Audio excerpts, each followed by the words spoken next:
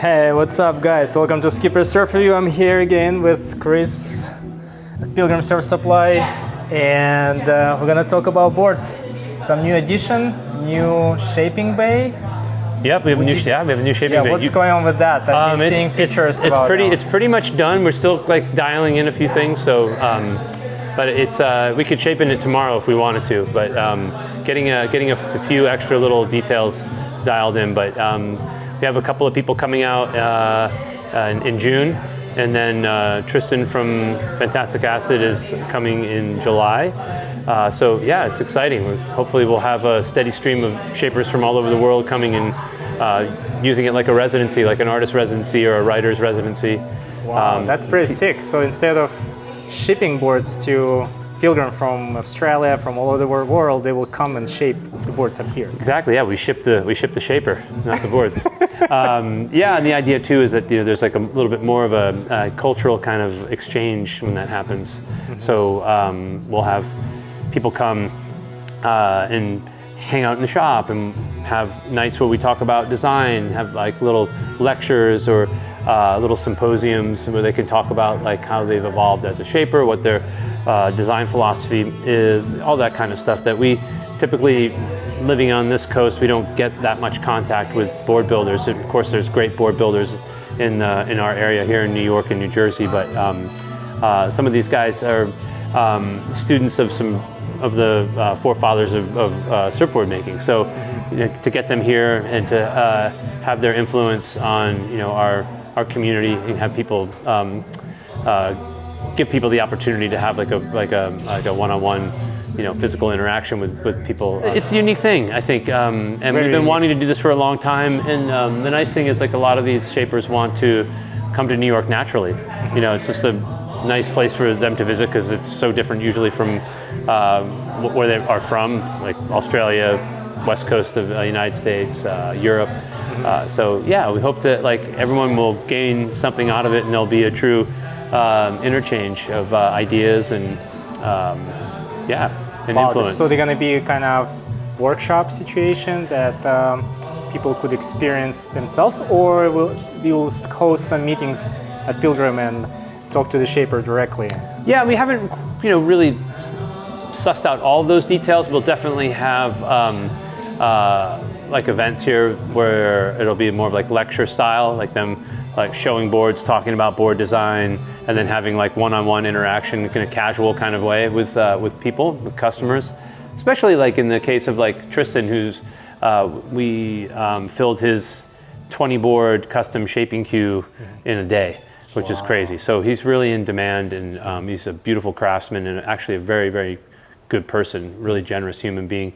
And his guys that he's been working with, Maxime, who also will be out here making some boards and doing a lot of the glassing, working with King's Glassing, with Aaron and Drew. Your boards? Yeah, they're going to be working with Aaron and Drew and kind of like sharing some of their techniques and secrets with them. Aaron and Drew are already doing really fantastic work. Amazing boards. My buddy just ordered one fish from Drew. Yeah, he's making a lot of stuff, and he's really kind of like just from what I saw like a year ago to now, it's like a pretty impressive growth, like really, really good.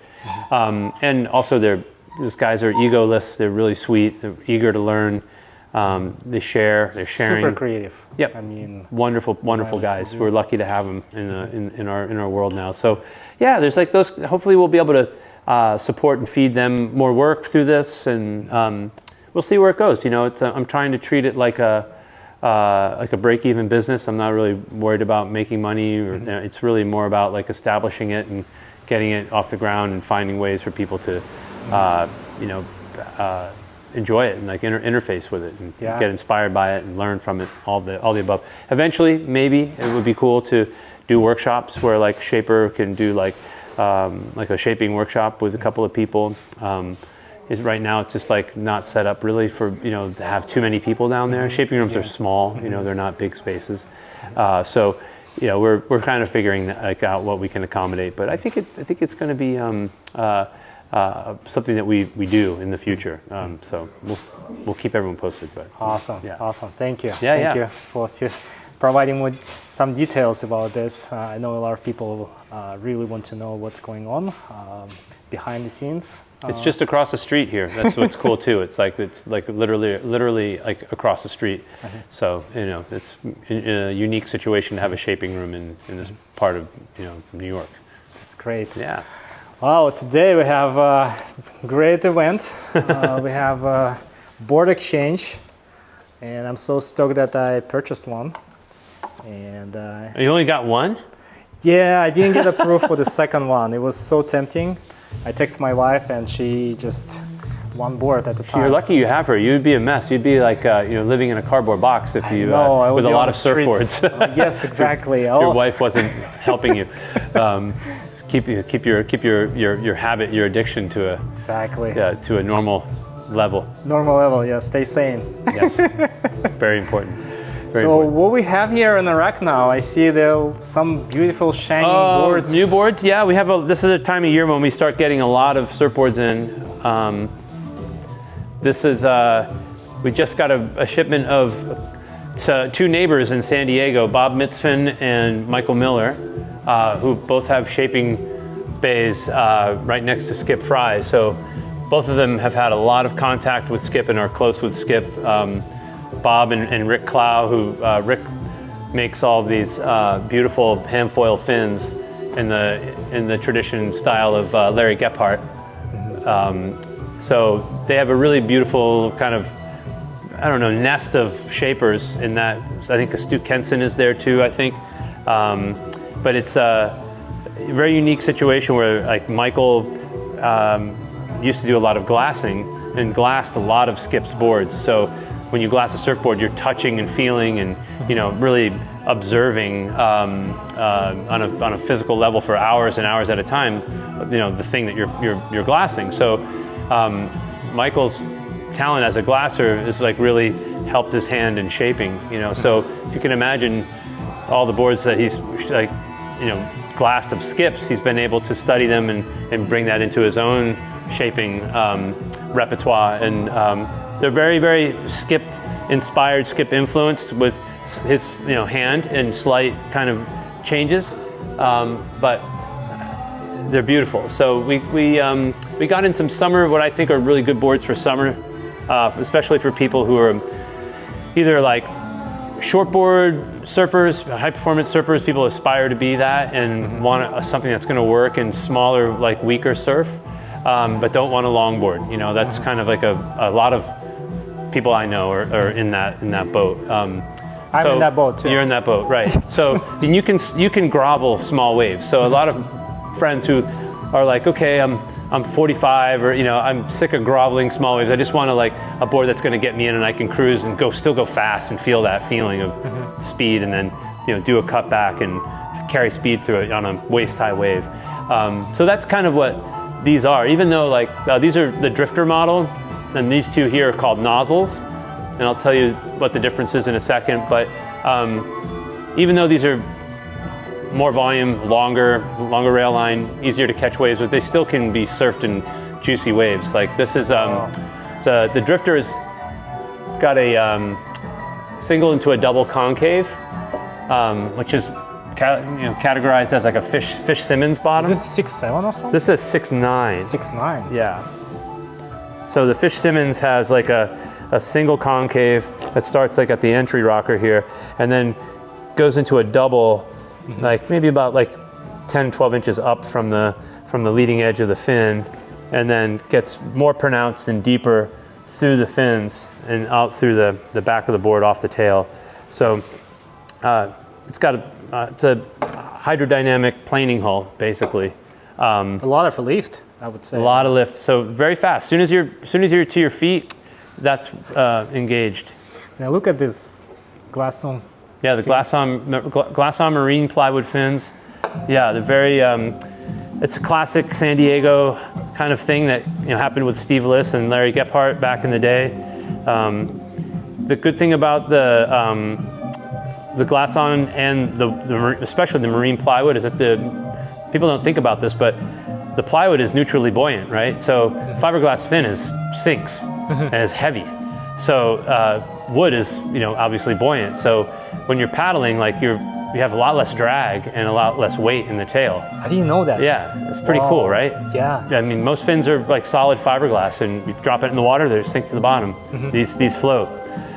So there's a performance aspect to that. Also, a natural material like wood fiber has a reflex pattern that's always going to go back to where it came from because it grew that way. You know, so fiberglass over time will fatigue and start to, you know, not respond and rebound as much. Wow. But the wood will always kind of come back when it's sealed in fiberglass and not getting weathered. The whole board glass perfectly.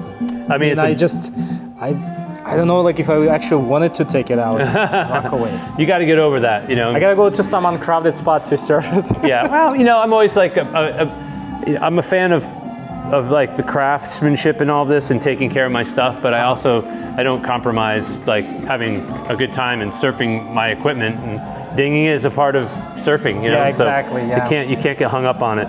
But yeah, this is glassed at the GNS Gordon and Smith factory.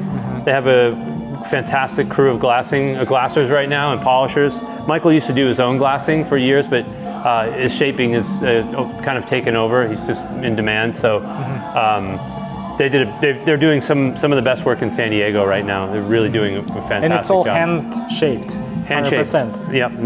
No computer shape. Are these all boards hand shaped? Not all of them. No. Some of them are done on the computer.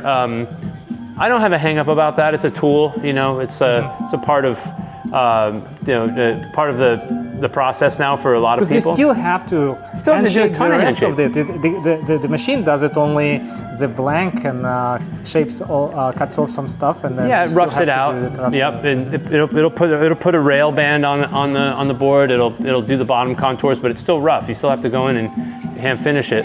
But the big thing is like hand shaping for a lot of these guys is a way for them to kind of like figure out design, and in the moment they can change something while they're looking at it. So a lot of shapers, even though they may like produce off of a CNC machine, still hand shaped. The good ones do anyway, you know. So it's not really about being a purist. It's more about, you know, what people want out of a shaper, what the shaper wants out of a board. But scanning a board that works perfectly, that you've like have tried and you know is like, you know, a really good design, good foil on the rail, like everything about it is perfect. I mean, to scan it and to replicate that over and over, of course, that's and let other people enjoy it. Yeah, that's brilliant. Yeah. Like, who doesn't want that? You know, there's a lot of variables in hand shaping, you know, which is also special and unique. But I've ordered boards from people in the past, and who will go unmentioned, who I've had like an amazing board from, and I want the same board, same model, same dimensions, and then I get the board and it's like a dog.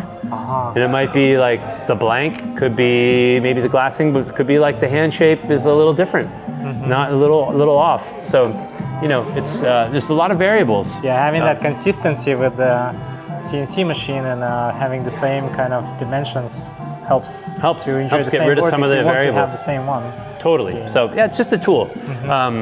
But you know, it's like, it's also like, you know, the craftsmanship that goes into these things is really special, and you know, that's what you're paying for. Yeah. Especially the final step, the glassing. That's, I think, the most important part. It's how it looks at the end. It's true.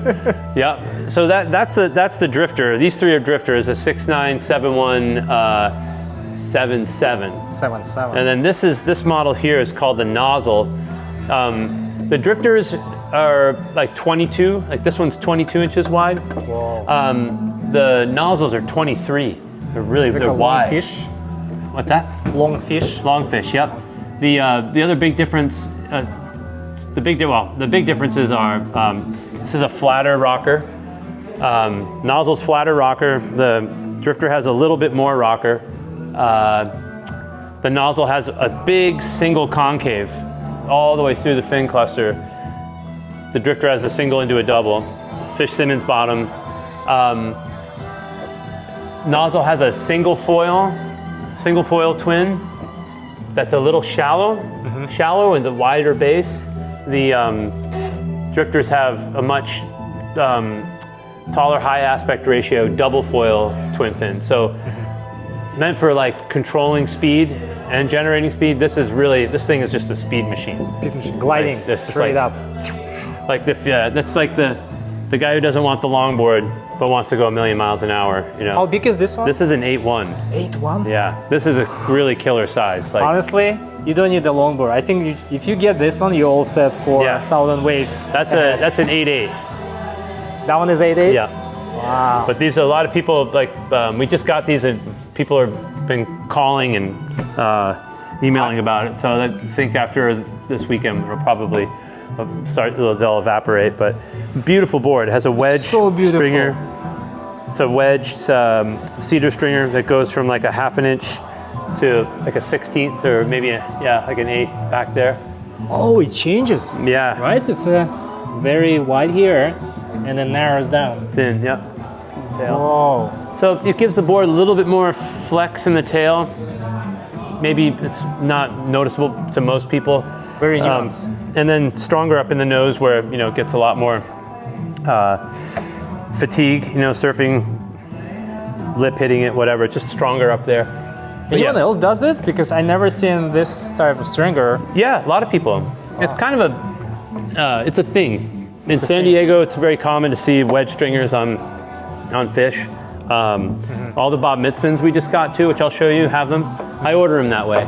I like the way they look, and they have maybe have a little bit of performance enhancement in the way the board feels, but probably unrecognizable to most of us mortal surfers. You know, Weekend warriors. exactly. Oh, let's take a look at the Bob Mitsven. Yeah, the Bob Mitsvens are great. The other thing we got from Michael is the classic egg too. I'll just show you that really quick. This is like one of the best-selling surfboards that we have in the shop. But this is a beautiful skip fry style egg, 2+1. Wow. But big single into a double concave on this too. So like very, very like performance-y, fast, very responsive. These feel great. Rail is amazing. Beautiful design, beautiful glasswork. So beautiful. Glasswork, the glassing's immaculate. It's just unbelievable. Yeah, you can't even find anything imperfect. Everything is perfect. That's the GNS factory. GNS is also making great boards, and we're going to start to work with them as well. They have a lot of like heritage, and Skip Fry was and Mike Henson both shaped for GNS back in the day. Many of Skip's designs evolved while he was a young shaper there, and he's constantly still coming up, at 82 years old, coming up with designs and coming up with new ideas. So, how big is this one? this is a 7.1, 7.0? 7.0. 7.0. Yeah. Wow. That would be perfect for me. I mean, it's a 7.0 is like kind of a 7.0 egg is. I think everybody should have a 7 foot to 7.6 egg in their quiver. Everybody. They're one of the most versatile boards you can have. It's like a Swiss Army knife. You know, works in waist high waves. Anything. It works in like overhead surf. Yeah, like the Siamite, I had 7.0, work like in small stuff. But once you jump a little bit smaller, then you start to feel a little bit. You need a little bit bigger wave to go. That's 6'9", 6'10", 6'8". Yeah, that's. And then I also tried 7.2 Siamite, and it felt too bulky. But for my weight and height, 7.0 felt 7.0 felt good. perfect. And you can like I'm 170 pounds. Like I can duck dive a 7-foot egg, which is perfect. You can cover a lot of ground. If it's bigger, you can really like cover quite a bit of ground paddling wise, and then you can get it under a wave. Perfect. I know a lot of people, they struggle to duck dive bigger boards, but I think it's about timing skills and more timing. Yeah. Also technique. And then you put more time into it, and then you start to figure out when to go, when to do tour rolls too. Some people, they forget about tour rolls, but I think that's on a bigger day, bigger set. It works. Amazing. Totally. Yeah. No, there's technique. You just have to put in the time. But yeah, those are beautiful. It goes like 7.0, 7.2, 7.4, 7.6, 8.0, and the eggs. And then we got this beautiful batch of Twinsers from Bob Mitsven. Twinser is a San Diego fin configuration. Larry Mabel made very popular with King Garden and Third World, his original companies, but Bob and a lot of other people make the Twinser, their version of the Twinser. But this is a really cool, more of a performance, fish. Has a single wing. Yeah, very curvy too. What's that? Curvy. Yeah, very curvy. More of a less volume in the nose. Like the nose is pulled in a little more, but lots of curve. So kind of shreddy, like a shreddy.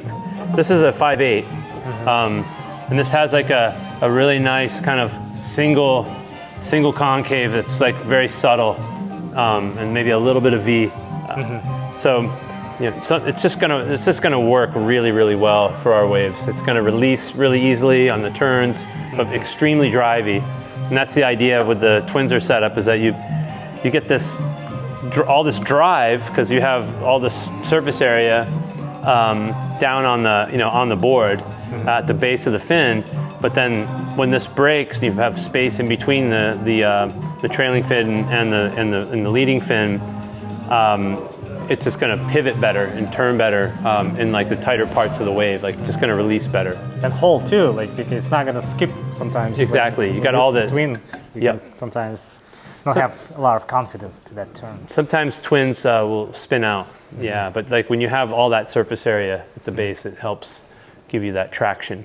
But then you don't have like a keel, I don't have a keel on the rack right now, but a big keel kind of sticks. It doesn't let you release as easily. So yeah, it's a really good design, tried and true design. A lot of people get weirded out by it. They're like, "Whoa, what's that?" Like, it's different. I'm like, it's really not that different. It's not that wild. I heard they're trending now. It's like a trend. Twinsers, now. Yeah. There's a lot of people doing them. I've been talking to Derek Disney. I'd love to do some stuff with him. I think we probably will. He's been making some really beautiful Twinsers. But it's 20 years ago, it was like everyone freaked out over Twinsers, yeah. And then everything has its like ebb and flow of trend. Same thing with like the mini Simmons. 10 years ago, like 15 years ago, everybody wanted a mini Simmons, and then it kind of like went into the background, and different things kind of replace designs with. But it's coming back. Trend. Oh, big time. It's coming back. And we've been surfing them the whole time. I love that design. But yeah, this one feels great. And then what's kind of unique that I got Bob to make us is a Twinser egg, which is kind of in the popularity right now of like all the twin fin, like mid-length twin fins, like long twins. Difference is like the thing I think that's unique about this is this is the winter egg template. It's a little different than the regular egg. The regular kind of standard egg outline is a little wider. Nose is wider. Everything is wider. Winter egg was meant to ride like bigger waves with a little bit more power. But I think they're really good for us, for our beach breaks in the summertime especially. Oh yeah, that's gonna be so good in the summer. Yeah, and in the winter too. I think with all the wetsuit on. But this is a 6/8 Twinser setup. And yeah, same thing. Like this has a little bit of double concave. But the bottoms are really subtle, and the rail shape is nice. Wow. Right? Pull down. Yeah. Very friendly.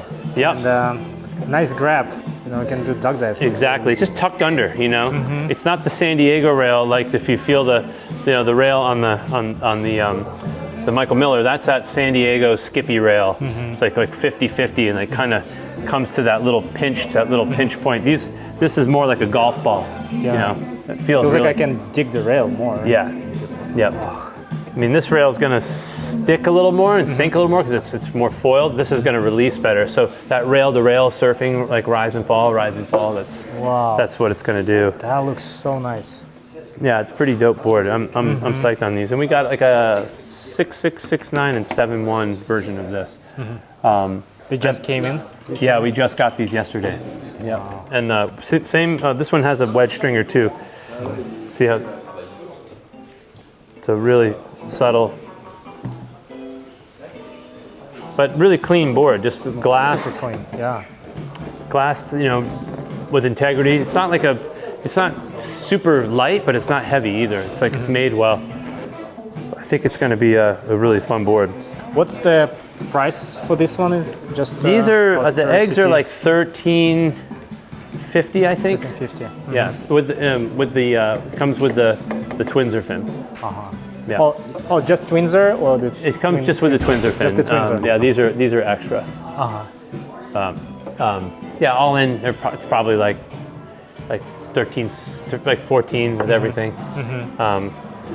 But yeah, as you know, like prices and boards, it's just gone up. Materials, everything. Everything, yeah. Like maybe 5 years ago, this was like $1,100. You know, but it's just everything's up. But still, that's I think pretty reasonable. Of course. For you know, hand-shaped board. Exactly. And it's a fun board. I mean, it's gonna get you waves. Oh, this is an excellent travel board. Like, yeah, it might be a go-to board for somebody after a while. Yeah, beautiful. Yeah, we're pumped on these. Bob's a sweet guy, and Rick that works with him that makes the fins. They're really good people.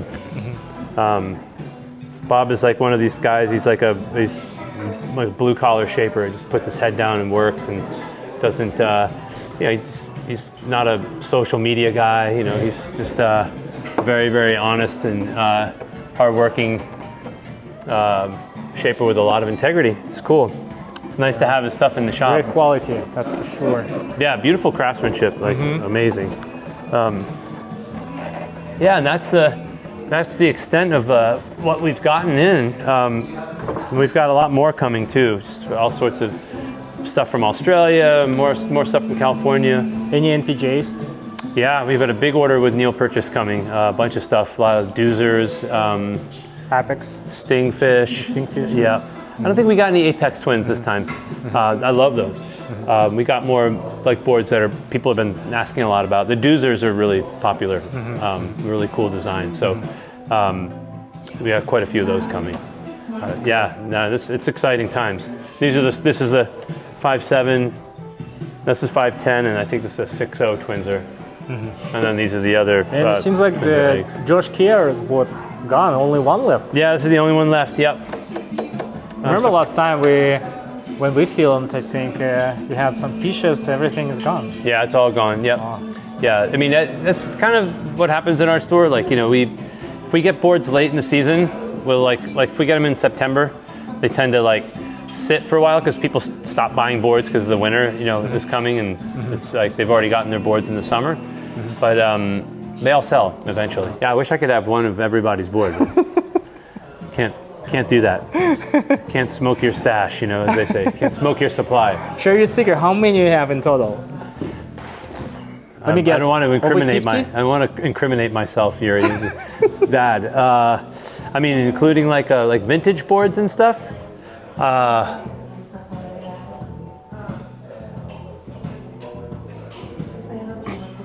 mean, I've got like boards in California and Mexico, France.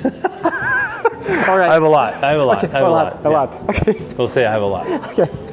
And it's amazing. You pretty much always here, and then people come, see you, talk, and. Well, not really. You catch me. I know you're here. I'm not here all the time. I'm here a lot. I'm here every day, but but not all day. I've got to like design stuff, and I've got my work cut out for me. I don't get to talk to everybody about surfboards, even though I would do this all day if I could. I love it. Yeah, it's fun. Those hats look sick. Yeah, these are great. I mean, this is Beams Plus. This is actually like, it's funny because the director of Beams Plus, who used to work in the Beams Plus store in Japan, visited one time and bought a hat in our shop that was made by this small local company that's no longer in business, but they made a fisherman's hat that was identical to this. I know he got the idea from this hat that he bought from us, but this idea of like four rivets in the side, long brim, you know, for sun. So it's like a traditional fisherman's hat, but kind of mixed with a trail hat, you know. So this is more of like what my uncle and like what all the old fishermen in Rhode Island used to wear. So it's actually it's really long, but it was all about keeping the sun off your face. Very interesting, unique. Yeah, I mean, you gotta really own that look. I kind of look like a duck if I wear that, but they're cool. But yeah, this is definitely a very practical hat and kind of unique in terms of the way it it looks. But yeah, something for surfers. For surfers, I mean, from the sun, protect their body from the sun in terms of. Yeah, there's the SAM hats are really cool. Do you know about those? No. Shade at Motion. I'll show you those. You've been able to like take care of yourself? Yeah. Okay, good. We're almost done. So this is Sam Love is his name. He's Australian, really sweet guy from Australia. He created this design. A lot of our friends like Ellis Erickson and Jaliza and Bo Foster, Creed McTaggart, a lot of our friends and great surfers and surfboard shapers in Australia have been like repping and supporting Sam, but they're really awesome hats. They're meant to be surfed in. They have like that mesh lining. This is a neoprene stretchy like chin strap, and the idea is like the French Foreign Legion, as I call it, the flap in the back covers your neck for sun protection. These are been really popular. The people are, like think they're kind of dorky, but once they wear it and they're out in the water with it, they're fantastic. I think they look cool. Yeah, I'm really cool. I like this line. The stripe. Yeah. Oh, the black one. Wow. Black one's cool, and then there's a brown. They make a pink and a green too, which we're sold out of, but these have been really good. But sales are great. Sun protection. And then this is also pretty cool. Let's see.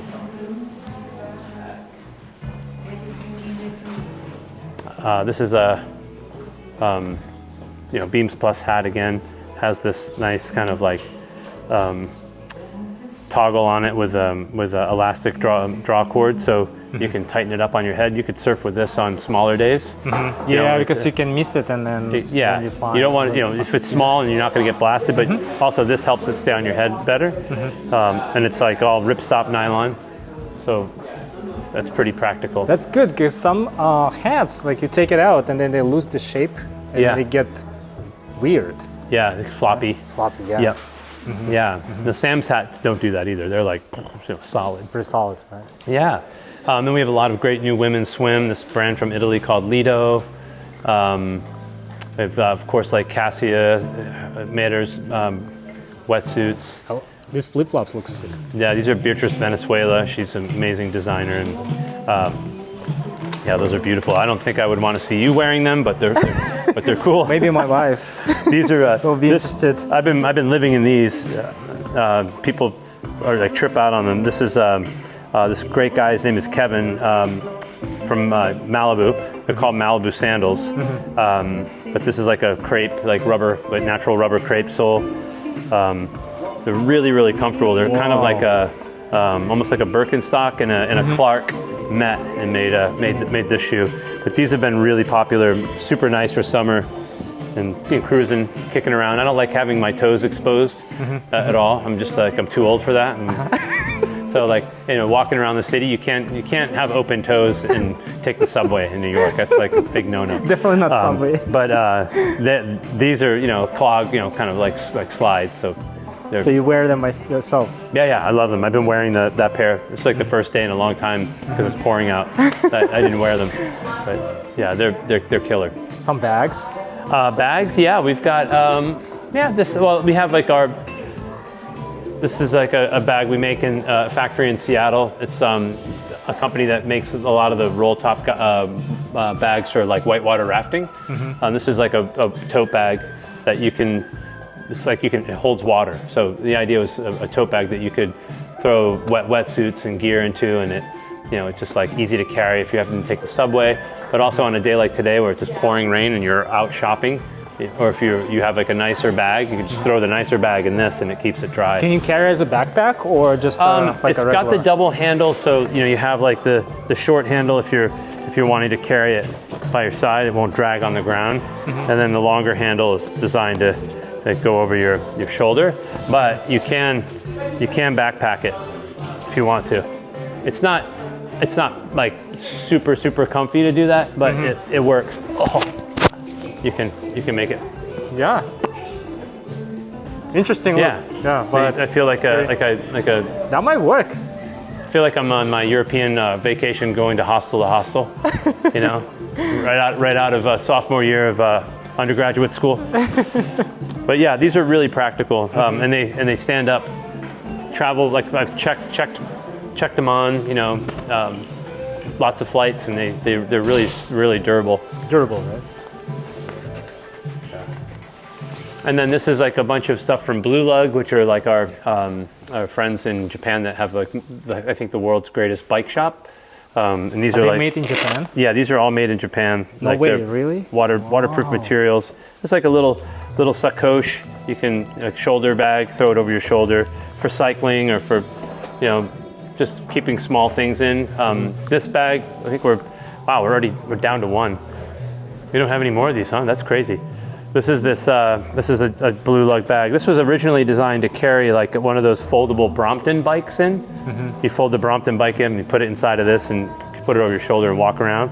But a lot of people buy them for the beach to throw all their like gear in, like, you know, like if you have kids, like all the toys you might bring. And the sand just falls through. Wow. Yeah, pretty smart. Yeah, but great for non-kids too. Beach towels, you know, like. Beach blankets, you know, your gear for the beach. Super cool design, but and oversized, really big. They all go big. They don't have like a small size, just only. They don't. I think they do make it in a smaller size. This is a smaller size bag. I think they make out of that same mesh. This guy. But yeah, this is their smaller kind of tote, which is great. And then, of course, we have this is like our tarp bag that we make with High Tide. This is a big 70-liter bag that folds down to that holds water. I use this every time I surf. And you can grab it, there's handles on the side.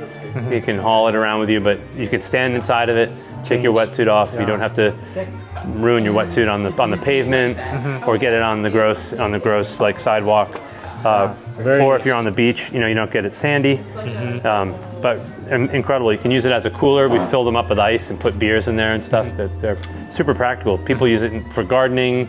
They use it for, you know, putting their stuff in it. One of my friends has all of his kids' toys in it in his bedroom. Very spacious. Yeah. So, and they're $50. They're really inexpensive for what they are. Very useful. Could be a good gift. Yeah, very good gift. For any surfer. I mean, any surfer is a gift for the surfer in your family. I'm terrible with this. Oh, I was gonna ask you about this. The Rash Booties. Rash Booties. Yes, probably like the best booty I've ever had. I mean, and it doesn't look like much. People are like, oh, that's weird. I want like the structure, like, you know, I want all like this. A standard, like Excel. Yeah, or you know, even the Solite toe. boots have like almost like a shoe, like a sole on them, like a shoe. It's a personal thing. Like, you know, people are like, what's better? I'm like, well, what I like is not what everybody likes. So I can only speak about like my own experience.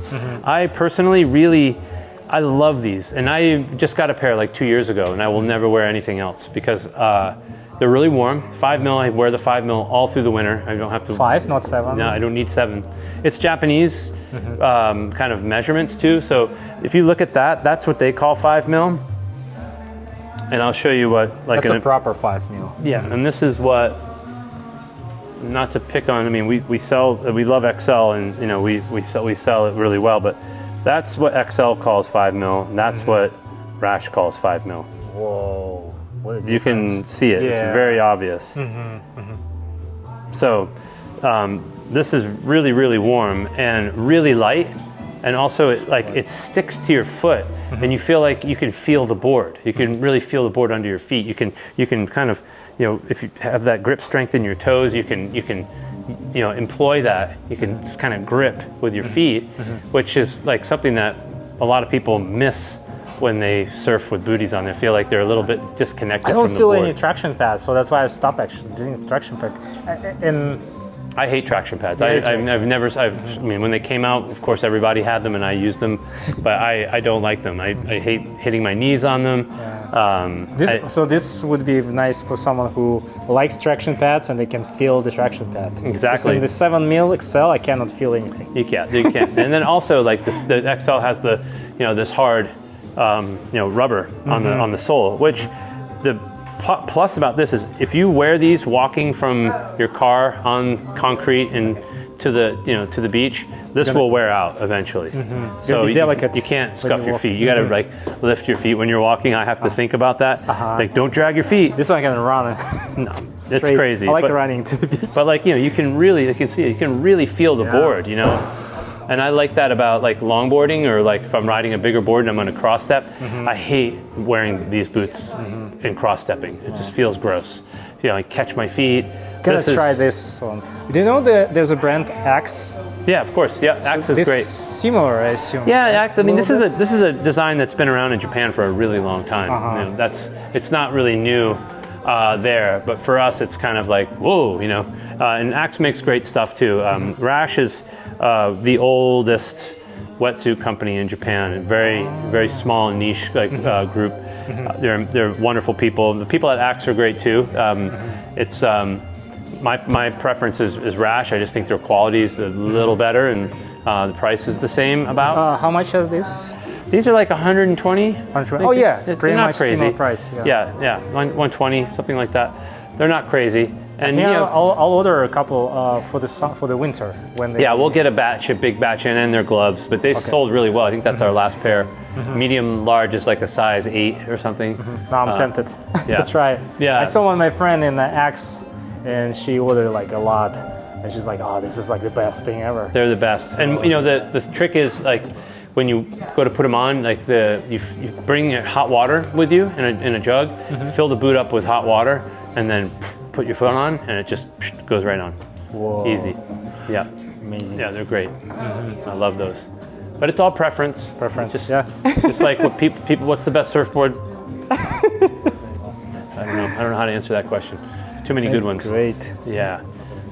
Well, thank you so much, Chris. Yeah, you're welcome. Yeah, thanks for coming. Yeah, thank you. Sorry you dented your wallet. No, it's okay. It's okay. That board will worth it for sure. That's a good one. You scored. That's a really good. I couldn't surfboard. believe. I just like straight up. You got to review it. Daniel will appreciate it too. Yeah, that one. Daniel's a really good surfer. Yeah. I know Farmy has one. She has a single fin, 7-1. Yeah, So I've tried it last summer. Did you like it? I loved it. Yeah. I was like, oh my god, where did you get it? Yeah, Daniel's a great shaper. He's very kind of underground, underrated, but very talented guy. So, but that board I know works well. I'm glad it's got a good new home. I'm bringing it tomorrow. Awesome. I'm not sure if I will let anyone use it. I was gonna say maybe we can trade. Of course, we do it for any board. Perfect. Cool. All right, Chris, thank you so much for the shop tour. Of course, my pleasure. I learned something new today. And guys, I learn something new every day. Thank you so much for watching. Thank you for your continued support. And if you have any questions, suggestions, leave them in the comment section down below. Check out Pilgrim Surf Supply. Plenty of boards, plenty of supplies for any surfer, for a non-surfer. And I'll see you soon. Bye.